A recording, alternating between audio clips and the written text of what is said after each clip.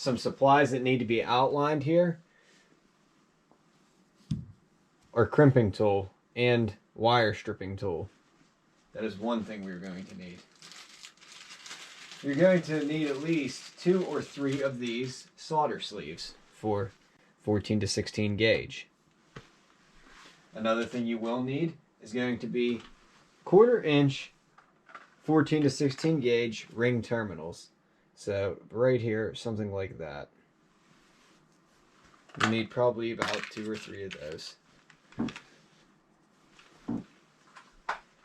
And something else I also highly recommend that you will need, that you should use, is going to be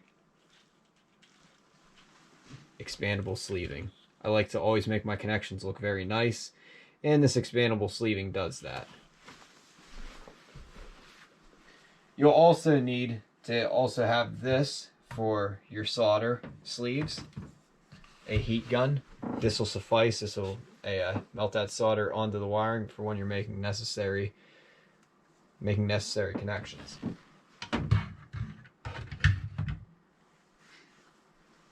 And one other thing you may need would be the heat shrink. This is also another piece to have. Here is the heat shrink. Several different sizes. Obviously, we're not going to use all of this, but you get the point.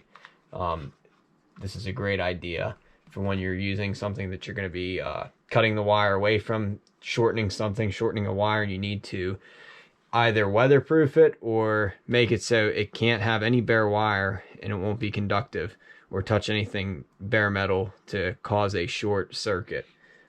You will be seeing how we're going to use this today and implement that in today's video. So here is the RGB controller box. Like I said before, this is where your main plugs are going to go into to power up the LED strips. This is just a simple controller box. In fact, there is no switch needed for this setup. That is why the inline fuse is in here. All this does is goes directly to the battery, and then you power it up with the app on your iPhone or Android. It's the LED Glow app. So within this video, in this segment though, we are going to cut this out of here and we're going to replace this. It's going to go straight to my fuse box, and I'm not going to have to worry about anything with this tiny fuse. I won't have to worry about going out and buying one because I don't have the smaller fuses. I have medium size. So I'm just going to delete this and I'm going to go straight to my fuse box. Another point I wanted to bring up as well is this wire here, this white wire. I did not understand what it meant at first. Basically, this is so you can hook it up to your courtesy lights. So when you open the door in your vehicle, the lights will come on. I, however, do not want to do that. I just want to power my lights through the phone whenever I feel like I want to. And then obviously here are black as ground. Since we are not going to be using the white wire in this application, I had already trimmed it down. And the first thing I will do is I will loom these two together. That way I know that they're not going to be, that white one's not going to be a hindrance to me at all. And the first thing I'll also do before we start the loom is I will heat shrink this so that this is closed off and that there is no bare metal wire showing whatsoever, and we'll have a safe connection that will never short out. So as you can see here, that heat shrink that I just showed on time lapse, I hit it with the heat gun, and then I pinch this end off so that nothing can get in there. There's no bare metal showing. That way these two can just hang together when I go to actually put the expansion loom on it. And I'll show you that next.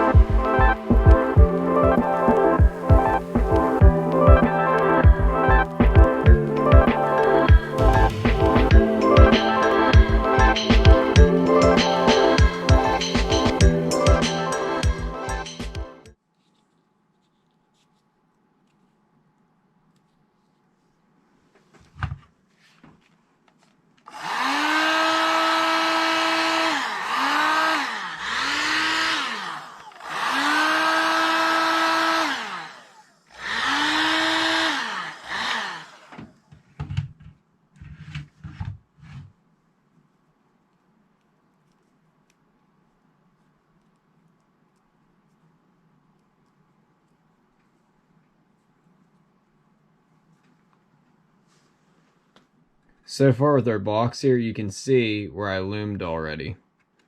As you can see in that time lapse, I loomed all this together, both the courtesy and the ground cable.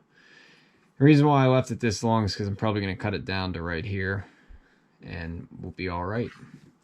The next thing to do is we're going to modify this wire, and we're going to remove the inline fuse and go straight to the fuse box itself. I want it wired that way. Okay, being that it is that I own the OBS Ford square body, you should know by now that this is definitely for an 87 to 96 installment, maybe 91, because the dash does change. But I'm going to try to go up in behind my, I'm going to try to go in behind my glove box there, set it up sideways, send one of these cables over to the driver's side, and then one I'm going to run right underneath the glove box. And like I said, I'm going to eliminate this fuse because I'm going straight to my real fuse box that I have installed underneath the hood. So let's go ahead and get rid of this and go ahead and reattach that with 2 solder sleeves. One here and one here. Let's get at it.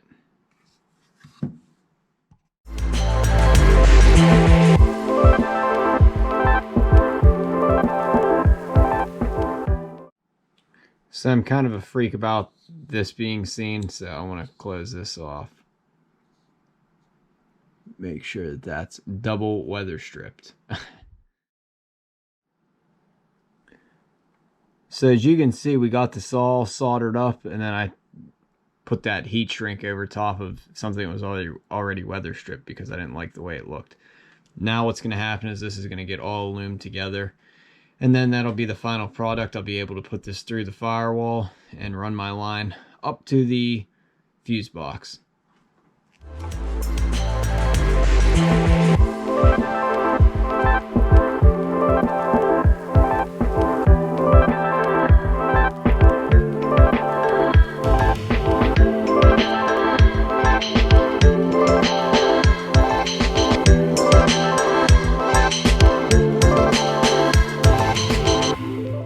So since I had this LED glow all together now, remember I wire loomed my negative and that courtesy lamp switch, and then I loomed my positive.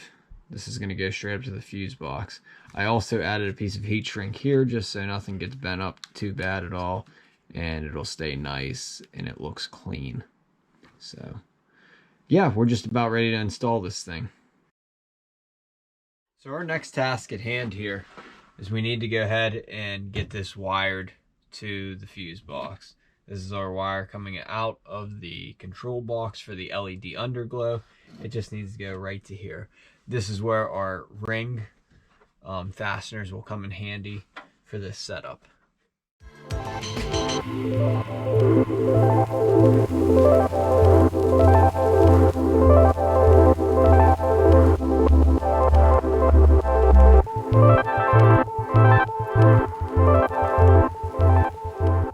Last night, I put a hole right here through the firewall, ran my cable from here, and I went up underneath, I guess underneath the glove box. This is the heater core right here. So if you have an OBS Ford, 87 to 91 at least, this heater core is right here, your glove box is right up there, then the firewall is right here. And like I said, if you go any higher though, you're gonna run into this heater box itself. You don't wanna do that. Just run right below it, and then it comes out under the wheel well, and then you can just tuck it in back here. Hold on.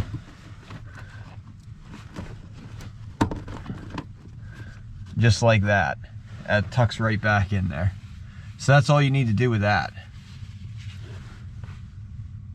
If you're familiar with the 87 through 91 Ford, you're gonna see that your horn relay is normally right here. Right in this, right back here. So under that is a cable that comes up through here and goes up into the dash. So that wiring harness comes up through there. I'm gonna put the control box behind it. And my line's already over to the driver's side, and then I'm gonna figure out how I'm gonna mount to underneath this. So we'll probably be drilling a hole or so. For ground, if you have this truck, I went right there with like a fork connector and just slid it right between this bolt and against this plate, made for the perfect ground. Thing worked perfectly. So that's where you need to put your ground from the LED control box.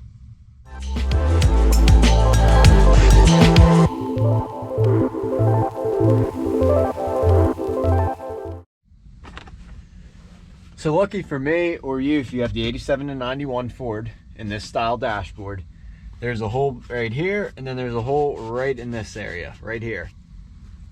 I'm just gonna try to take it and zip tie it and not use adhesive, because that adhesive stuff is kind of it's all right, but sometimes you never know with this. You try to get the surface clean enough, and then you're driving down the road, it's vibrating, and then it comes off and it just hangs like that. So I don't want to really do any messing around. I just want to do it, you know, so it works correctly.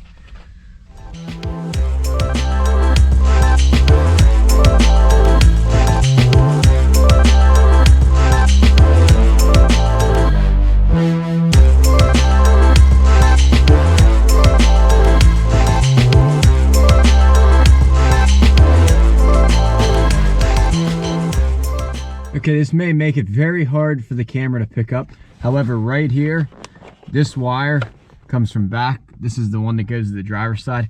It goes up underneath here, and it'll go and it'll just fish up through. So just do that.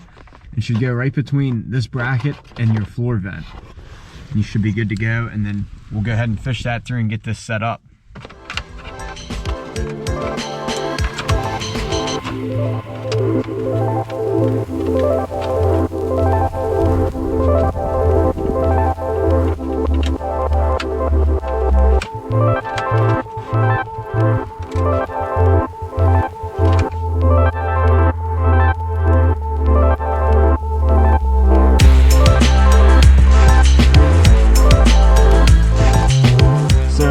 What we did is we went right through this hole straight, zip tying it, and then we went right over here and went onto this harness. There's not much of an area to grab into here, and it is so much to take apart if you were going to try to mount it up under there. I just think you wouldn't get enough light to come through, and then it wouldn't shine on the floor like it should. This is not like a newer vehicle, obviously, because a lot of these newer vehicles you can run all these lights and stuff like that under these lines underneath the these body lines of the dashboard on these newer ones. However, this is not the case here with this setup. We do not have that luxury. So this is the best absolute way to go, is hook onto your harness for your turn signals. If you have to take it off, just take the zip ties out and redo it. Now that that is all hooked up and sitting in here properly, let's see what they do. And then here, like, you can adjust how, if you want the strobe or not. You can also adjust the color, obviously. Turn this a setting off, the million color off, and then that lets you change all your brightnesses and lets you change the color and everything. Pretty neat. I really like it. It's a cool setup.